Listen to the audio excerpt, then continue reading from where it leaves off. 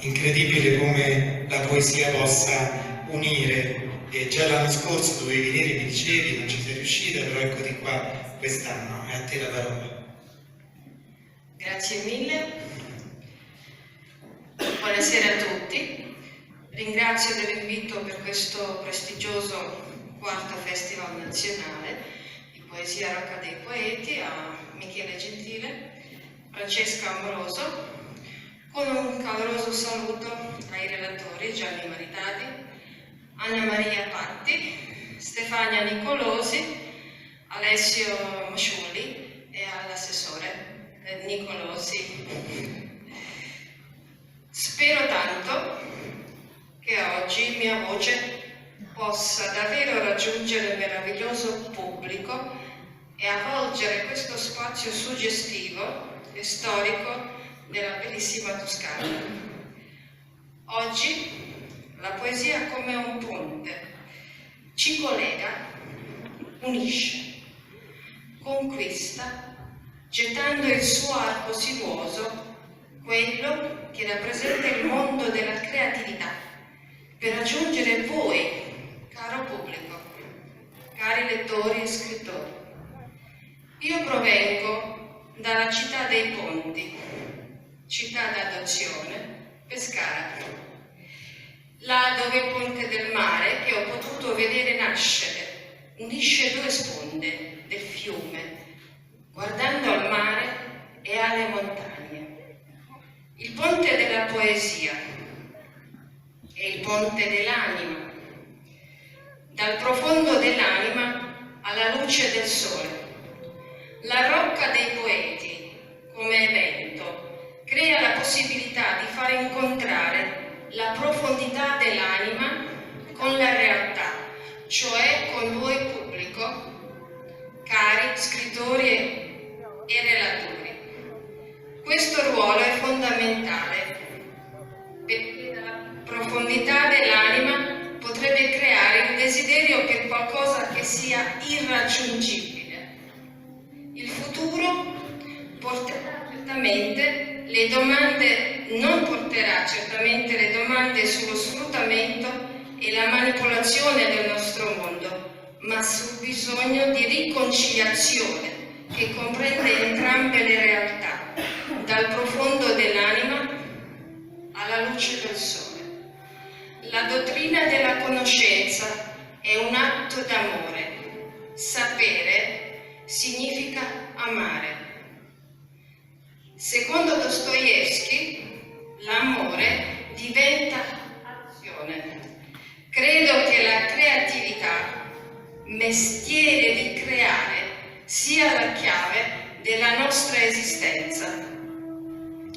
L'anno scorso avevo l'onore di intervenire all'invito della professoressa italianista Marilena Giammarco, che presenterà domani a Pescara il mio libro Ugo Foscolo, il viaggio sentimentale, cui anche invitato alle 17:30 all'Aurum, Alessio Mosciulli, al convegno I poeti e l'Adriatico, le voci del mare, poesia dall'una all'altra sponda, con i relatori Delia, Bracesi e Valesio, sulla genesi della creatività, oppure qual è la chiave della creatività?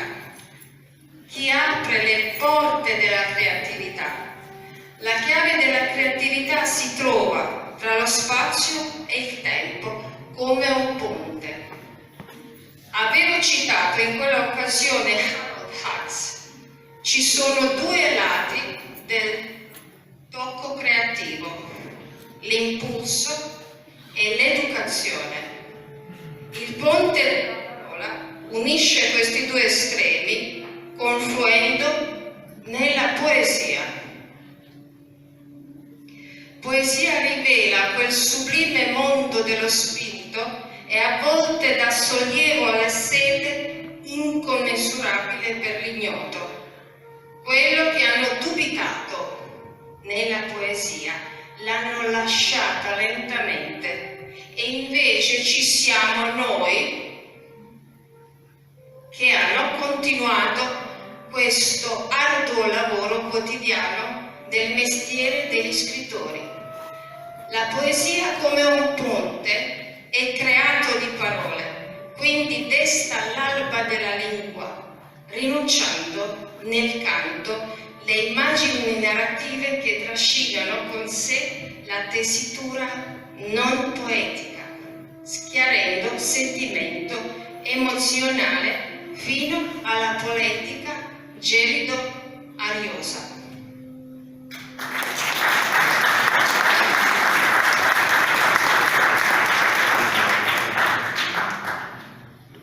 Annunzio della parola.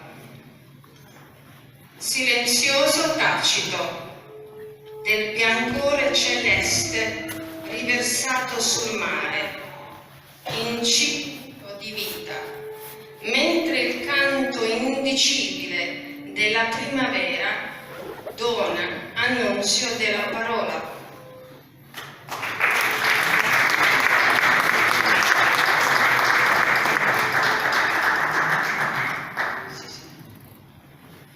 Parola al poeta, dondolando in alto, specchiando le ali sulle onde cristalline del mare ninfeo. Gabbiani miagolano, cantano alle rondini. Versi dell'usignolo, parola al poeta.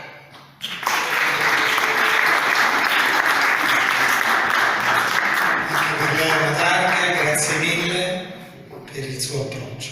Grazie. Grazie a voi. Gianni, la signora Bogdani ha parlato di ponti. Quanto è importante mettere questi ponti? Una domanda di riserva non ce l'hai, sì. Tutte domande difficili a me.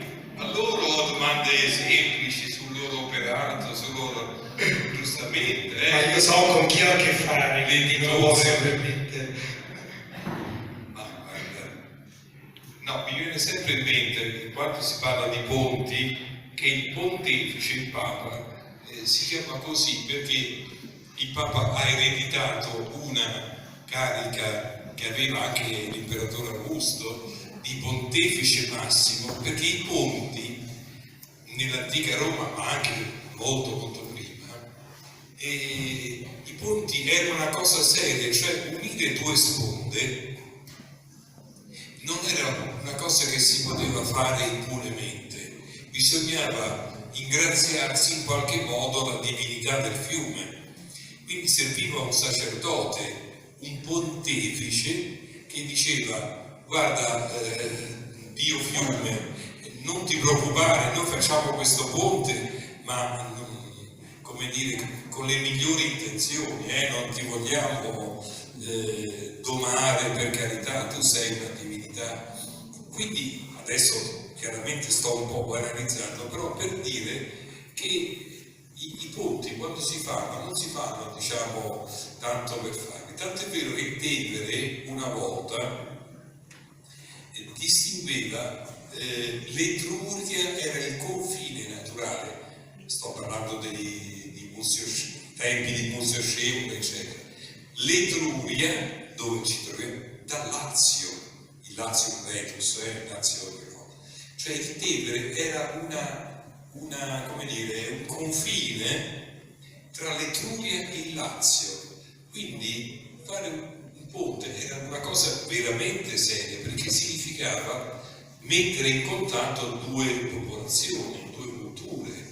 E allora, oggi che siamo abituati alla connessione totale, quasi non percepiamo l'importanza del ponte, no? Invece creare ponti, creare dialoghi fra culture è una cosa fondamentale. Noi ci illudiamo forse di essere in contatto con tutti, perché con i social uno dialoga con chi sta in Australia, con chi sta in Alaska, e quindi si crede cittadino del mondo.